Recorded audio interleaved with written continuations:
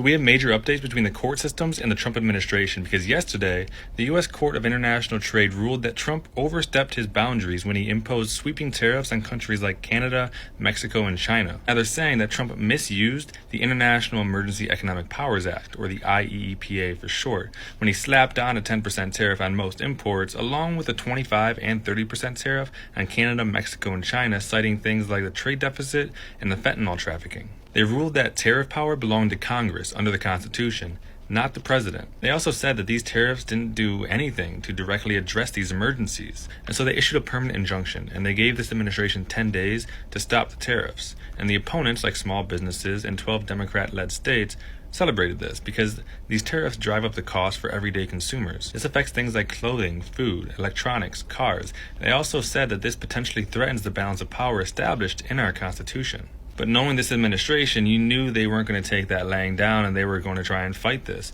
And today, an appeals court issued a temporary stay, reinstating these tariffs while they're going under appeal, possibly to the Supreme Court. Now, the White House is saying that these tariffs are critical and necessary for national security, reducing trade deficits, and boosting U.S. manufacturing. And the Justice Department is claiming that halting these tariffs would cause irreparable damage to our economy and the security of our nation. So why should you care? Well, tariffs raise the cost of goods and the cost of living for everyday Americans, hitting your wallet directly. However, the supporters of these tariffs also say that it strengthens U.S. jobs and U.S. manufacturing. The real issue is that the legal fight that's going to happen as a result of this could end up reshaping the constitutional powers for trade policy, whether they stay with Congress or they get given to the president. To me, that's what this is truly all about. It's another move for the executive branch of our government to consolidate power. It seems like they have a game plan to upset the balance of powers, and they're following through with it, which should concern every single American citizen, because that's taking us away from a democracy